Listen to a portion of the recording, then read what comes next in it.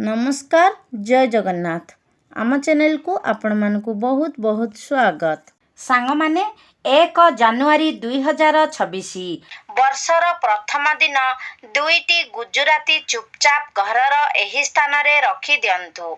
चुंबक परी एते धन आकर्षण करिब जे संभालिबा मुश्किल होइजिब। माँ लक्ष्मी को आशीर्वाद रे आपणक घरे हेब धनर वर्षा। आपणक घर खुशी रे पूरी उठिब एवं आपण होइजिबे कोटिपति। एही नुआ वर्ष रे आपणकु मिलिब सुवर्ण सुजोग। सांग माने जानी रखंतु जे हिंदू पंजिका अनुसार नुआ वर्ष दिन मोट 62 प्रकारर शुभ संजोग बनुअछि, जेउथिरे महालक्ष्मी जोग, धन जोग, इंद्र जोग, ब्रह्म जोग भली मोट 62 प्रकारर शुभ संजोग निर्माण हेउछि। एही शुभ संजोग अनेक वर्ष परे पड़ुअछि। जेहेतु एही 1 जानुआरी 2025 मसीहा नुआ वर्ष रे महालक्ष्मी जोग बनुअछि, तेणु पूरा वर्ष महालक्ष्मी को नियंत्रण रे रहिबाकु जाउछि। एही नुआ वर्ष रे तंत्र शास्त्र रे कुहा जाउथिबा दुईटी गुजरातीर एही महा उपाय को करिनेबे, जहा विषय रे मु आजी आपण मानकु एही वीडियो रे कहिबी। तेबे माँ लक्ष्मींकर साक्षात कृपा आपण प्राप्त करिबा सह आपणक घरे धनर अभाव हेब नाही। माँ लक्ष्मी स्थायी रूप रे आपणक घरे निवास करिबे। आपणक घर को धन आगमनर मार्ग फिटिजिब। जेउ धन आपणक गृह को आसीब सेथिरे वृद्धि हेब। माँ लक्ष्मी को कृपा और आशीर्वाद रु धन संबंधी समस्त असुविधा आपणकर मुक्ति होइजिब। सांग माने आपण मानंतु कि न मानंतु, किंतु ए दुनिया रे अनेक जिनिस वास्तुशास्त्र उपरे निर्भर करे।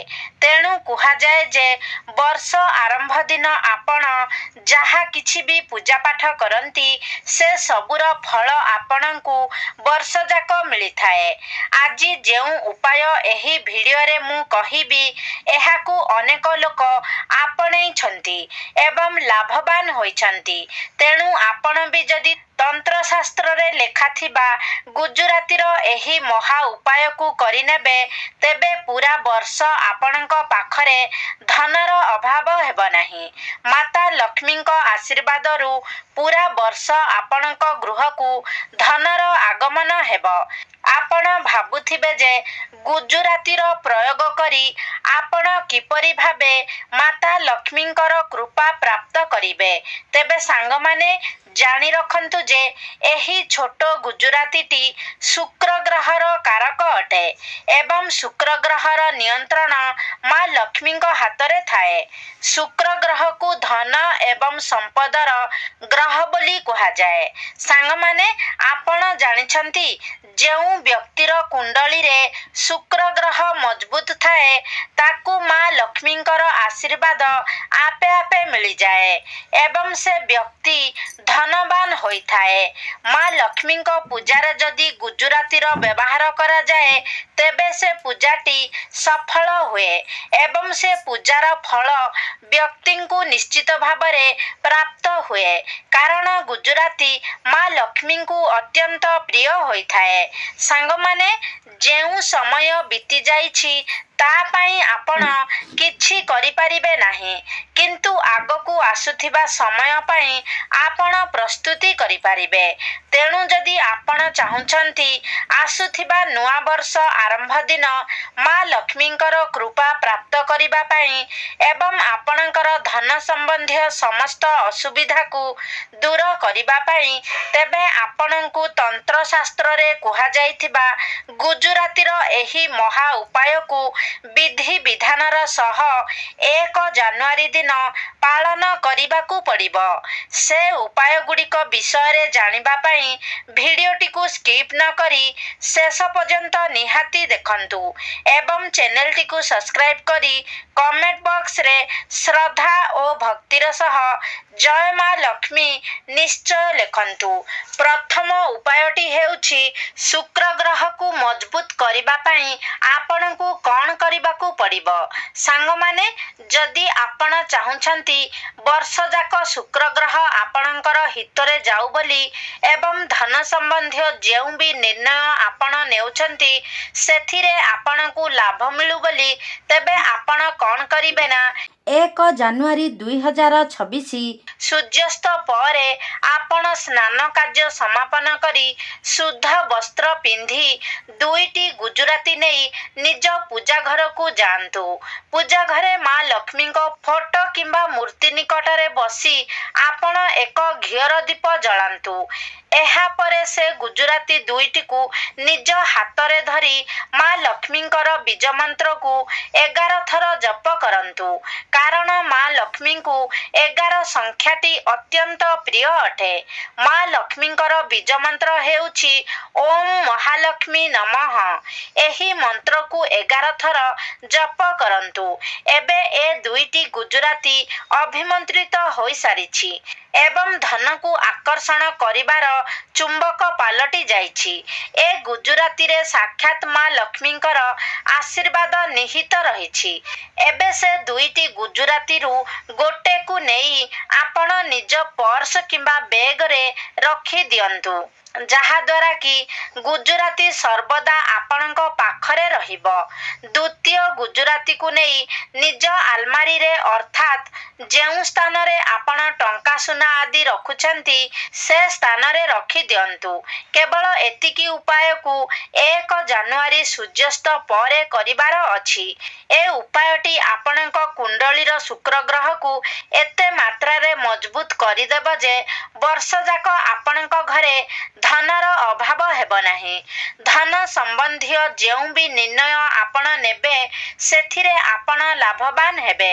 ମାତା ଲକ୍ଷ୍ମୀଙ୍କ କୃପାରୁ ଆପଣଙ୍କୁ ଆର୍ଥିକ ସଙ୍କଟରୁ ମୁକ୍ତି ମିଳିଯିବ। ବର୍ଷ ସାରା ମାଙ୍କ ଆଶୀର୍ବାଦ ଆପଣଙ୍କ ଉପରେ ରହିବ। ଦ୍ୱିତୀୟ ଉପାୟଟି ଯାହା ମୁଁ କହିବାକୁ ଯାଉଛି ତାହା ଆପଣଙ୍କୁ ଦରିଦ୍ରତାରୁ ମୁକ୍ତ କରିବ। ସାଙ୍ଗମାନେ, ଯଦି ଆପଣଙ୍କ ଜୀବନରେ ଧନ ଆଗମନର ମାର୍ଗ ସବୁ ବନ୍ଦ ହୋଇଯାଇଛି, ଆପଣ ଏଥିପାଇଁ ଅନେକ ଦୁଃଖ କଷ୍ଟରେ ଚଳୁଛନ୍ତି, ତେବେ ଏହି ଛୋଟ ଉପାୟଟି ଆପଣଙ୍କ ଭାଗ୍ୟ ବଦଳାଇ ଦେବ। ଏହି ଉପାୟଟି କରିବା ଦ୍ୱାରା ଆପଣଙ୍କ ଘରୁ ଦରିଦ୍ରତା ଦୂରେଇ ଯିବ। ଆପଣ କ'ଣ କରିବେ ନା 1 ଜାନୁଆରୀ ସକାଳେ ଭଲ ଭାବରେ ସ୍ନାନ କରିବେ। ତାପରେ ଲାଲ ରଙ୍ଗର ବସ୍ତ୍ର ପରିଧାନ କରିବେ। କାରଣ ଲାଲ ରଙ୍ଗ ମା ଲକ୍ଷ୍ମୀଙ୍କୁ ଅତ୍ୟନ୍ତ ପ୍ରିୟ ଅଟେ। ଏହାପରେ ଆପଣ ଗୋଟେ ଧଳା ରଙ୍ଗର ସଫା କପଡ଼ା ନେବେ। ସେଥିରେ ଗୋଟେ ପିତ୍ତଳ ଲୋଟାରେ 2 ଲୋଟା ଚାଉଳ ଭର୍ତ୍ତି କରି ସେ କପଡ଼ାରେ ରଖିବେ ଏବଂ ସେ ଚାଉଳରେ 2ଟି ଗୁଜୁରାତି ରଖିବେ ଏବଂ ସେ ଚାଉଳ ଏବଂ ଗୁଜୁରାତିକୁ ନେଇ ନିଜ ପୂଜା ଘରକୁ ଯାଆନ୍ତୁ ଏବଂ ମା ଲକ୍ଷ୍ମୀଙ୍କର ସମ୍ମୁଖରେ ଏକ ଘିଅର ଦୀପ ଜଳାନ୍ତୁ। ଏହାପରେ ସେ ଚାଉଳର ଗଣ୍ଠୁଳିକୁ ମାଙ୍କ ସମ୍ମୁଖରେ ରଖି ଦିଅନ୍ତୁ। 2 ଜାନୁଆରୀ ସକାଳେ ଗାଧୋଇ ସାରି ସେ ଚାଉଳର ଗଣ୍ଠୁଳିକୁ ନେଇ ମନ୍ଦିର ବାହାରେ ବସିଥିବା ଭିକାରୀକୁ ଦାନ କରିଦିଅନ୍ତୁ। କେବଳ ଏତିକି ଉପାୟ କରିନେବା ମାତ୍ରେ ହିଁ ଦରିଦ୍ରତା ଆପଣଙ୍କ ଠାରୁ ଦୂରେଇ ଯିବ ଏବଂ ମା ଲକ୍ଷ୍ମୀଙ୍କ ଆଶୀର୍ବାଦରୁ ଆପଣ ଖୁବ୍ ଉନ୍ନତି କରିବେ। ପୁରା ବର୍ଷ ମା ଲକ୍ଷ୍ମୀଙ୍କର ସ୍ଥାୟୀ କୃପା ଆପଣ ପ୍ରାପ୍ତ କରିବେ। ଧନର ଆଗମନ ବଢ଼ିବାକୁ ଲାଗିବ। ସାଙ୍ଗମାନେ, ଏହାକୁ ଗୁପ୍ତ ଦାନ କୁହାଯାଏ। ଅର୍ଥାତ୍ ଏ ଦାନ ବିଷୟରେ ଆପଣ କାହାରିକୁ ବି ଜଣାଇବେ ନାହିଁ। ତାହେଲେ ଯାଇ ଏହାର ଫଳ ଆପଣଙ୍କୁ ନିଶ୍ଚୟ ମିଳିବ। ତୃତୀୟ ଉପାୟଟି କଲେ ଭାଗ୍ୟ ଆପଣଙ୍କ ହିତରେ ଯିବ। ଆପଣ ଯାହା ଚାହିଁବେ ତାହା ପ୍ରାପ୍ତ କରିବେ। ସାଙ୍ଗମାନେ, ଯଦି ଆପଣ ଚାହୁଁଛନ୍ତି ପୁରା ବର୍ଷ ମା ଲକ୍ଷ୍ମୀଙ୍କର କୃପା ଓ ଆଶୀର୍ବାଦ ଆପଣଙ୍କ ଉପରେ ରହୁ ବୋଲି, ତେବେ ଆପଣ କ'ଣ କରିବେ ନା ବର୍ଷ ଆରମ୍ଭ ମାନେ 1 ଜାନୁଆରୀ ଦିନ 11ଟି ରୁଟି ବନାଇବେ ଏବଂ ପ୍ରତିଟି ରୁଟିରେ ଗୋଟିଏ ଗୋଟିଏ ଗୁଜୁରାତି ରଖି ଘର ପାଖାପାଖି ଥିବା ଗାଈକୁ ନିଜ ହାତରେ ଖୁଆଇ ଦେବେ। କେବଳ ଏତିକି ଉପାୟ ନୂଆ ବର୍ଷ ଦିନ ସୂର୍ଯ୍ୟାସ୍ତ ପୂର୍ବରୁ ଆପଣଙ୍କୁ କରିବାକୁ ପଡ଼ିବ। ସାଙ୍ଗମାନେ, ଗୋଟିଏ ଗାଈ ଭିତରେ 33 କୋଟି ଦେବୀ ଦେବତାଙ୍କର ବାସ ହୋଇଥାଏ। ଗାଈର ଗୋବରରେ ମା ଲକ୍ଷ୍ମୀଙ୍କର, ଗାଈର ମୂତ୍ରରେ ମା ଗଙ୍ଗାଙ୍କର ବାସ ହୋଇଥାଏ। ଗାଈର ଦୁଇ ସିଂଘ ମଝିରେ ଭଗବାନ ଶିବ ଶଙ୍କରଙ୍କର ବାସ ହୋଇଥାଏ। ତେଣୁ ଯଦି ବର୍ଷର ଆରମ୍ଭରେ ଆପଣ ଏ ଉପାୟଟିକୁ କରୁଛନ୍ତି, ତେବେ ମା ଲକ୍ଷ୍ମୀଙ୍କ ସହ ଅନେକ ଦେବାଦେବୀଙ୍କର କୃପା ଓ ଆଶୀର୍ବାଦ ଆପଣ ପ୍ରାପ୍ତ କରିବେ।